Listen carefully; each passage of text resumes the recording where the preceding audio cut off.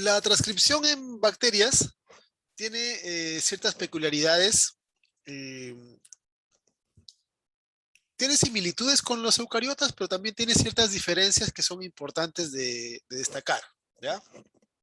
Eh, en primer lugar, hay que considerar una cosa de interés, y es que, a diferencia de lo que ocurre en eucariotas, donde hay varias polimerasas, en bacterias hay una sola forma de RNA polimerasa, ¿ya? Esto es de manera general, porque obviamente que se han encontrado algunas bacterias que tienen dos, ¿ya? Pero son excepciones y son... Siempre en biología uno encuentra cosas raras, siempre hay seres vivos que quieren ser diferentes y especiales, etcétera, etcétera. Entonces siempre se generan excepciones. Pero lo usual es que uno encuentre que en bacterias hay una RNA polimerasa, ¿ya? Y esta RNA polimerasa tiene la capacidad de catalizar todos los tipos de RNA bacterianos, que incluyen los tres importantes, ¿ya? Los mensajeros, los de transferencia, etcétera. Entonces, esta RNA polimerasa eh, tiene cierto número de unidades. Aquí pueden ver la composición que presenta, ¿ya? Tiene dos subunidades alfa, una subunidad beta, una subunidad beta prima. Se las ha llamado así porque se parecen lo suficiente, aunque tienen pequeñas diferencias. Eh, la subunidad omega, ¿ya? Estas son las 5. Y además hay otra subunidad que, que no es parte del core completo, sino que funciona en algún momento y luego se sale, vamos a verla. Eh, y eso es todo lo que compone la maquinaria de transcripción en bacterias esencialmente, ¿ya? Su velocidad son alrededor de 50 nucleótidos por segundo. Como pueden ver, no es tan rápida como la mayoría de DNA polimerasas, ¿ya? Eh, y tiene que ver también con el hecho de que, a diferencia de lo que hacen las polimerasas de DNA, en donde funcionan con helicasas, ¿ya? Normalmente en este caso son estas mismas las que van abriendo la hebra, entonces le cuesta un poquito más de tiempo y por eso su velocidad no es tan alta. Eh, la, la RNA polimerasa, como les dije, contiene estas 5 subunidades y además contiene un factor muy especial que se conoce como el factor sigma, ¿ya? El factor sigma es un componente temporal de la polimerasa, ¿ya? Porque funciona o está unido a ella solo en el inicio del proceso, porque la unidad sigma es es el, el componente encargado de reconocer la región promotora, ¿ya? Y esto es una diferencia muy importante entre la polimerasa bacteriana y la polimerasa eucariota que hace las proteínas, ¿ya? Porque vamos a ver de que en el caso de bacterias es la propia subunidad sigma de la polimerasa, es la propia polimerasa la que reconoce al promotor. En cambio, vamos a ver más adelante en eucariotas que la polimerasa 2, que es la encargada de proteínas, no reconoce promotores. ¿Ya? Necesita otros factores que reconozcan al promotor por ella. Es una diferencia importante en el procesamiento. Aquí se muestra de manera general los componentes de la polimerasa bacteriana, ¿ya? Las 5 subunidades, como les decía, la beta y beta prima son las que forman el centro catalítico, los que hacen el enlace. Las unidades alfa son asociaciones al DNA y la sigma es la que le da la especificidad a la secuencia promotora, ¿ya? Aquí pueden ver una figura, aquí están la beta prima, beta, las alfa, omega, ¿ya? Y esas son la estructura general. El mecanismo de transcripción comprende tres etapas: el inicio, la elongación y la terminación, ¿ya? El inicio se refiere al ensamblaje del complejo. La elongación es en sí la síntesis del RNA, y la terminación es el desensamblaje del complejo en términos generales, ¿ya?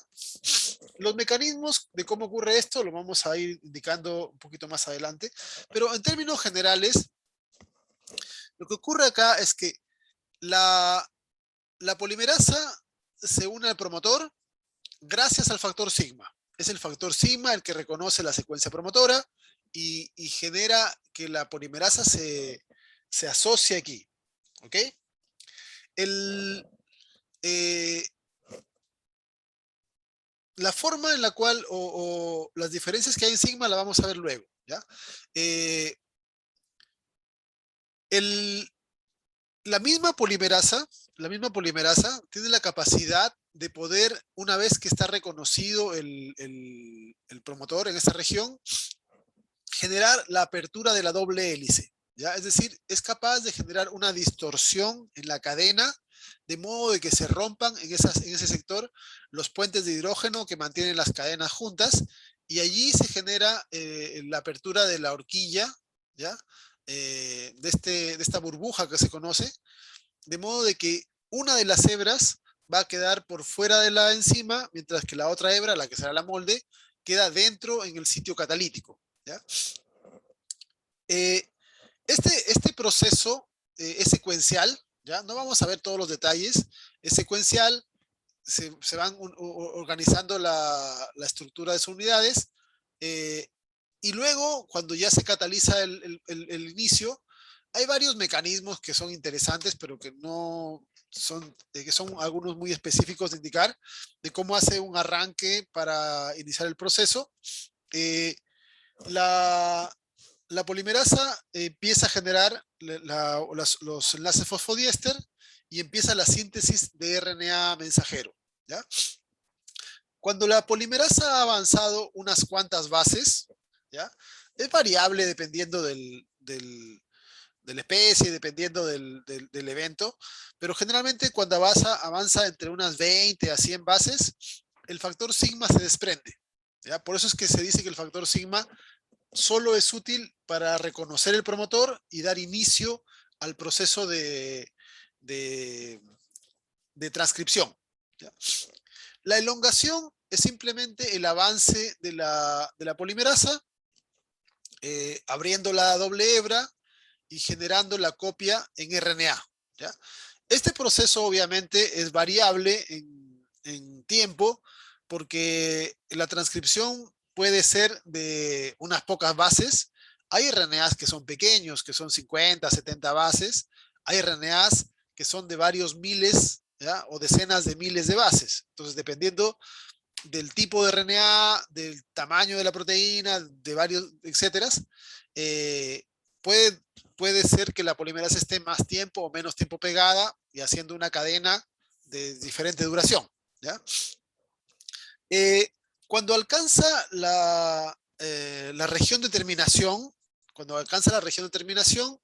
el complejo va a ser desensamblado, y ahí también vamos a ver de que hay más de un mecanismo involucrado en la separación de este complejo, ¿ya?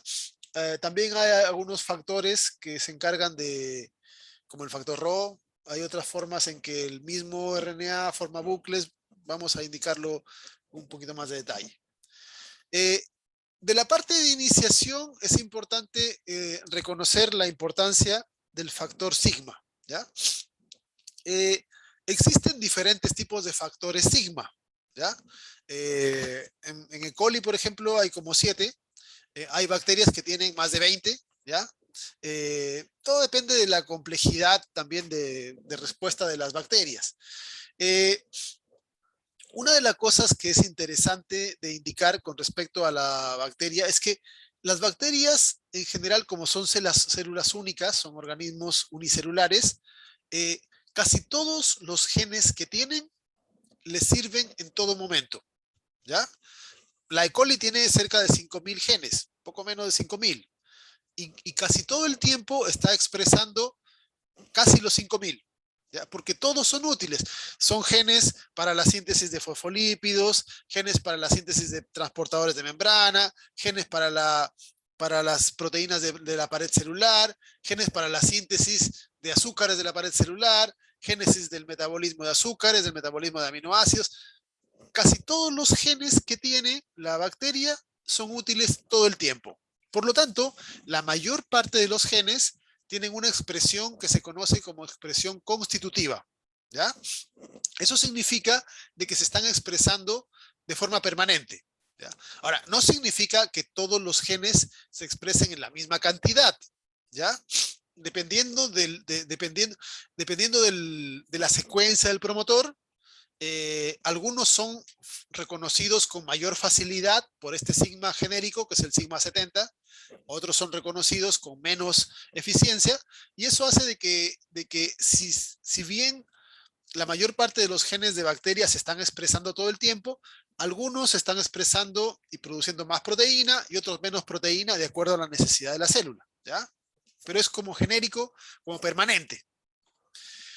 Ahora, además del factor sigma constitutivo, que está siempre expresando genes permanentemente todo el tiempo de la célula en todos los estados, existen toda una serie de otros sigma, ¿ya? Que, que sirven como, como elementos que van a permitir la expresión eh, bajo ciertos momentos de de la vida de la célula, ¿ya?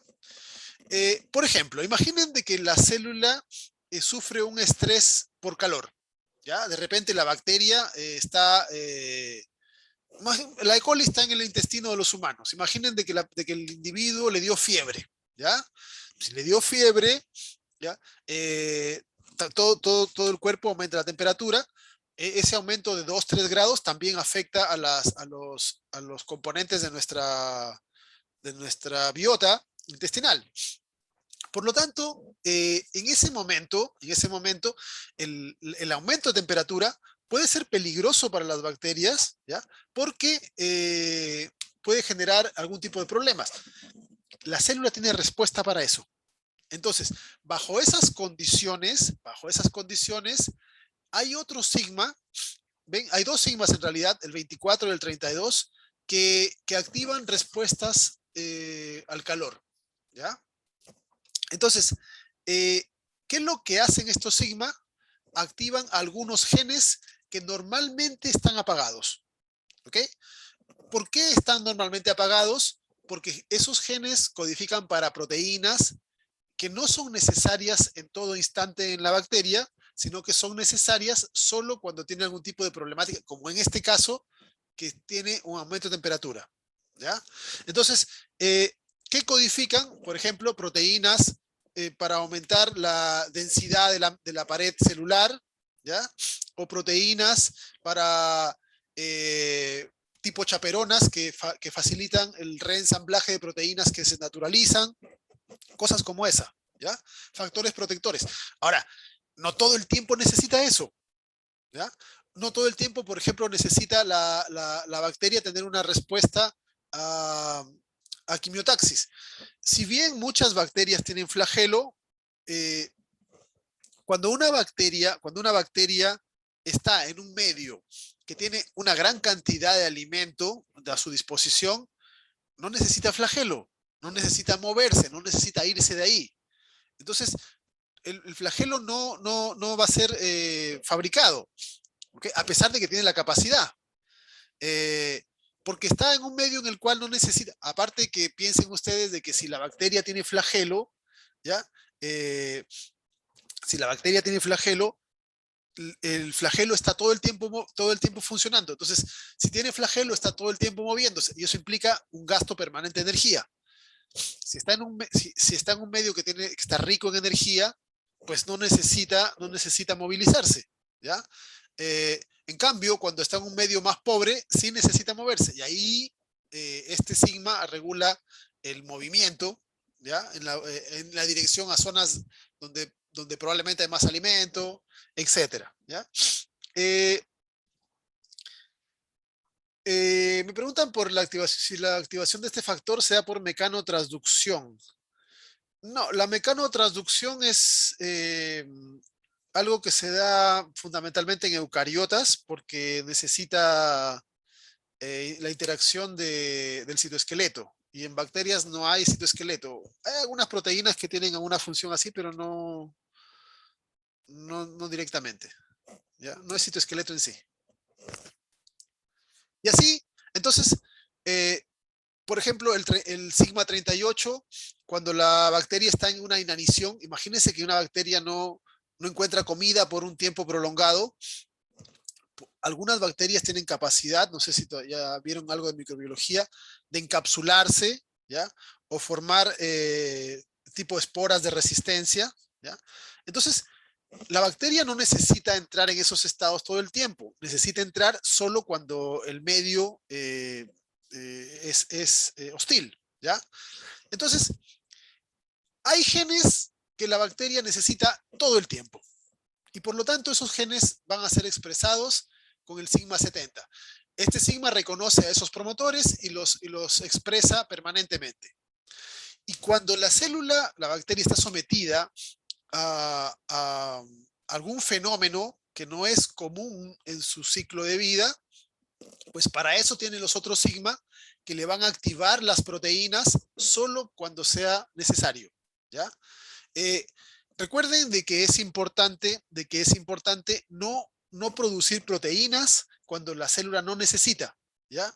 Así como es importante fabricar proteínas cuando la célula, para la célula, para que funcionen, también es importante no hacerlo cuando pueden interferir con el metabolismo celular.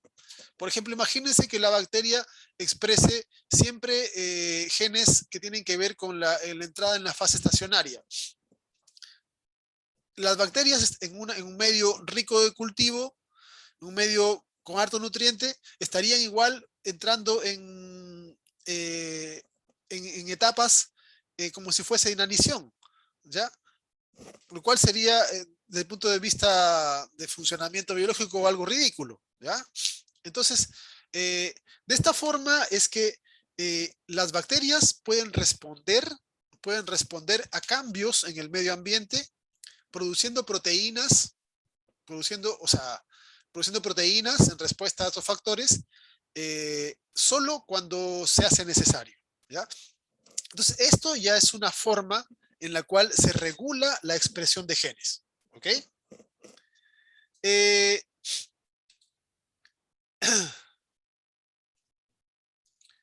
una de las cosas que es interesante de indicar con respecto a eso es que, bueno, los factores sigma reconocen a los promotores, ¿ya?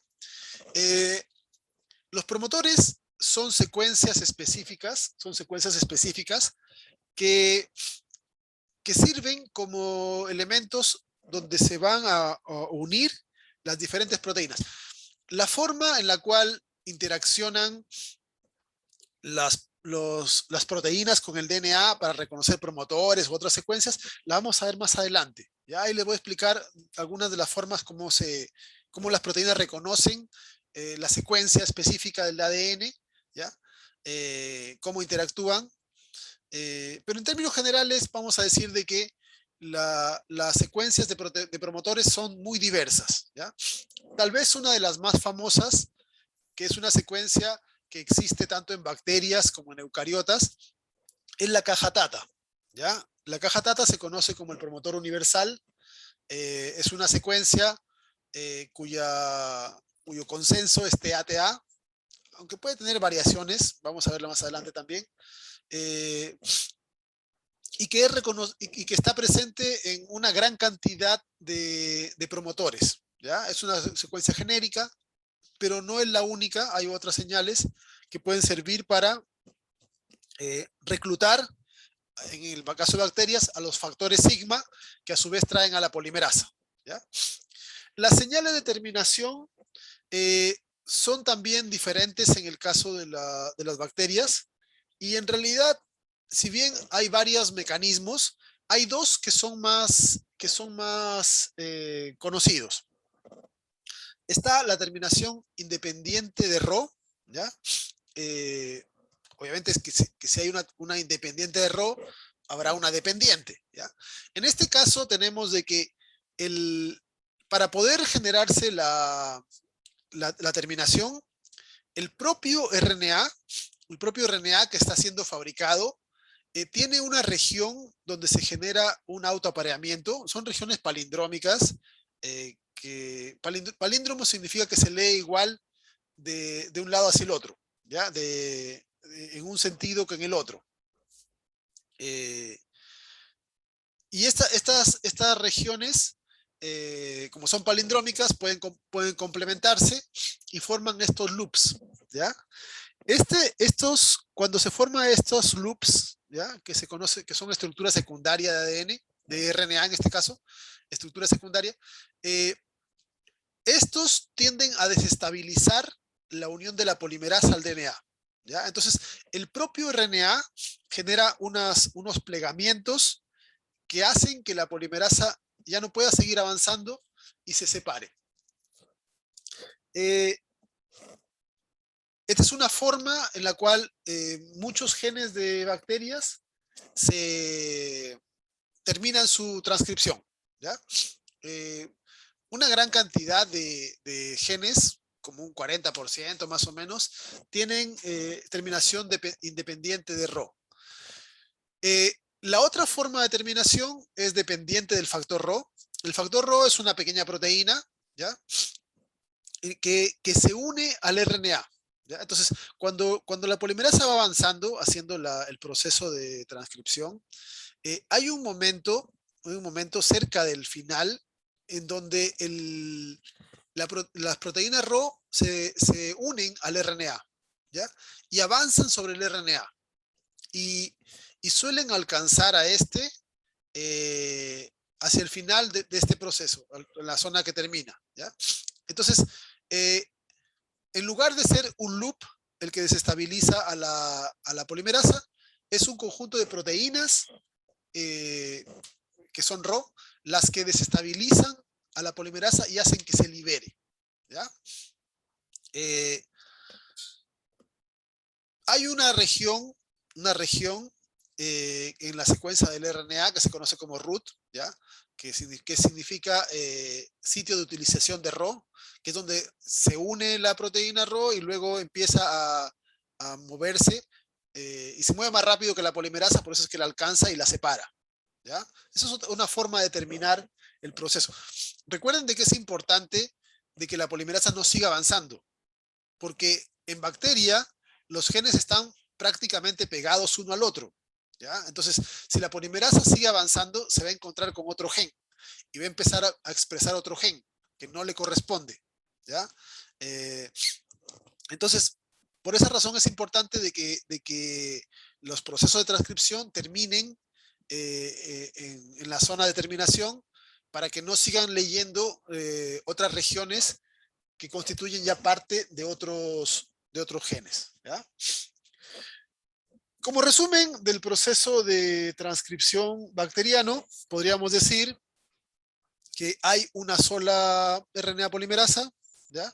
Que tiene, como hemos visto, 5 subunidades, el core básico más el factor sigma, ¿ya? Que es el que determina o que lee los promotores, que determina cuál se expresa.